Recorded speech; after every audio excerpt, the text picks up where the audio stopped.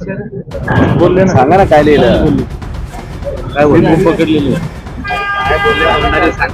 ते काही नाही, ते बोलले धनंजय मुंडे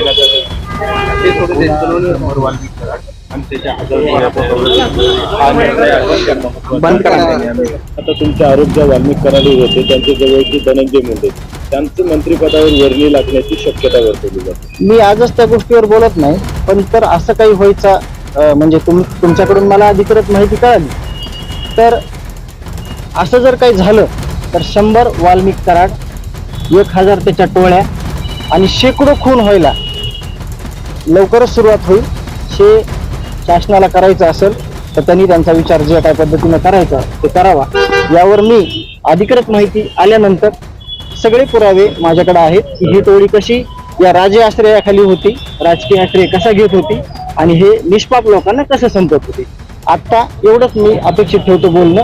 त्यानंतर ज्यावेळेस अधिकृत काही मला बातमी भेटेल त्यावेळेस मी हे सगळे पुराव्यानिशी तुम्हाला कारण तसे ते फिल्डिंग लावतात, दिल्लीमध्ये गेलेत आणि अमित शहाना पण भेटतात. या प्रकरणात काही अडचण येऊ शकते किंवा 100% दबाव येऊ शकतो असं मी आज पत्र देखील माननीय उच्च न्यायालयामध्ये दिलेलं आहे. ज्या काही प्रकार घडले आतापर्यंत त्या सगळ्या गोष्टी मी नमूद केलेल्या आहेत आणि काय घडतील याच्यानंतर पण ते पण सगळं मी मेन्शन करून दिलेलं आहे. आणि अधिकृत अशी काही माहिती आली तर मी नक्की 100% पुराव्यानिशी तुमच्या माध्यमातून त्या सगळ्यांना पोस्ट करेन. तुम्ही राज्यव्यापी बैठक घेणार आहात?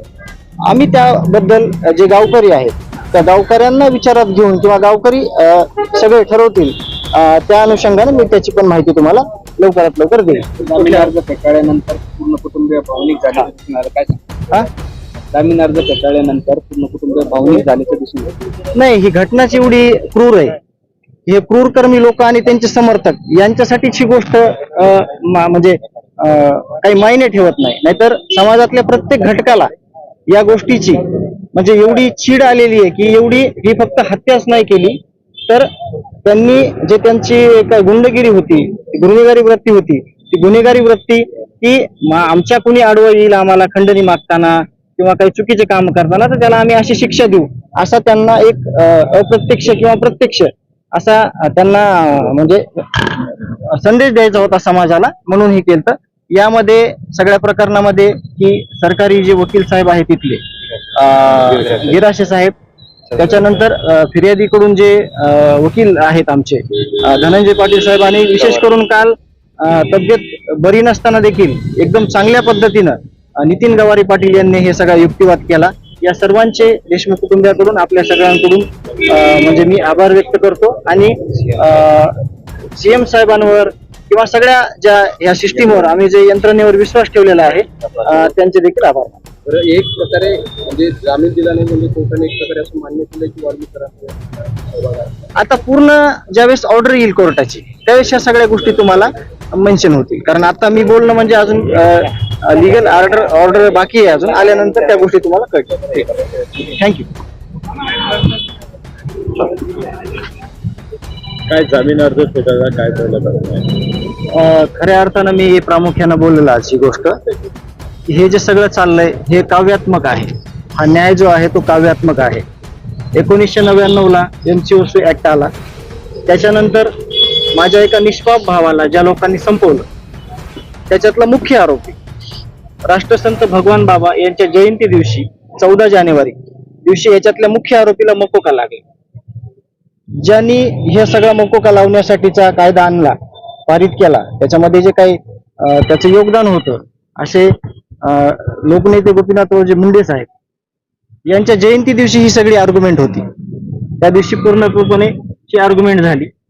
पुढच्या 2 दिवसात परत अजून हे सगळा युक्तिवाद चालला आणि आज महाराष्ट्राच्या न्याय व्यवस्थेवर आम्हाला एवढा मोठा आघात झालेला असताना सुद्धा आम्ही न्याय व्यवस्थेवर, मुख्यमंत्री साहेबांवर, CID SIT वर आणि ह्या सगळ्या याच्यामध्ये न्यायाच्या भूमिकेत असणाऱ्या प्रत्येक घटकावर विश्वास ठेवून जे काय आज झालेलं आहे ते खऱ्या अर्थानं की विश्वास ठेवलेला आहे आणि खऱ्या अर्थानं न्याय मिळण्यास या आजच्या दिवसानं सुरुवात झालेली आहे.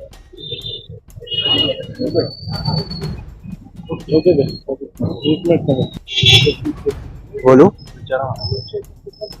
मागच्या 5 ते 6 दिवसापासून या मान्य उच्च न्यायालयामध्ये संतोष देशमुख हत्या प्रकरणामधील आरोपी वाल्मिक कराड यांच्या जामिनावर सुनावणी चालू होती. गेली 3-4 दिवसापासून दोन्ही बाजूनी विविध मुद्द्यावर कायद्याच्या आणि फॅक्ट्सवर वेगवेगळ्या मुद्द्यावर युक्तिवाद झाला. तो कोर्टाने दोन्ही बाजूंचा ऐकून घेतला. काल दोघांचाही युक्तिवाद संपल्यानंतर आज त्यांच्या वकिलांच्या युक्तिवादासाठी आज सुनावणी ठेवली होती. तर त्यांच्या वकिलांनी काही मुद्दे उपस्थित केले परत एकदा की CDR रेकॉर्ड अवेलेबल नाही आहेत, त्यात डायरेक्ट इन्व्हॉल्वमेंट वाल्मिक कराडची या गुन्ह्यामध्ये नाहीये. या अशा 2-3 मुद्द्यावर त्यांनी युक्तिवाद केला. तो युक्तिवाद मान्य उच्च न्यायालयाने ऐकून घेतला, पण तो फेटाळला आणि तुम्हाला जामीन अर्ज फेटाळला म्हणून सांगितलं. तुम्हाला आदेश हवाय की तो विड्रॉ करताय म्हणून त्यांनी एकदा त्यांच्या पक्षकारांकडून इन्स्ट्रक्शन घेण्यास सांगितले. त्यानंतर त्यांनी न्यायालयाला सांगितलं की आम्हाला आदेश हवाय म्हणून जामीन अर्ज फेटाळण्याचा. कोर्टाने जामीन अर्ज फेटाळलाय, परंतु सविस्तर कारणे ते नंतर आदेश पारित करतील. त्याचे न्यायालयाने काही ताकदीर होते अजून तरी नाही, कारण रिझन ऑर्डर अजून आलेली नाहीये. त्यामुळे अजून कोर्टाने त्यावर अशी काही टिप्पणी केलेली नाहीये. ऑर्डर आल्यानंतर त्याच्यावर कळेल.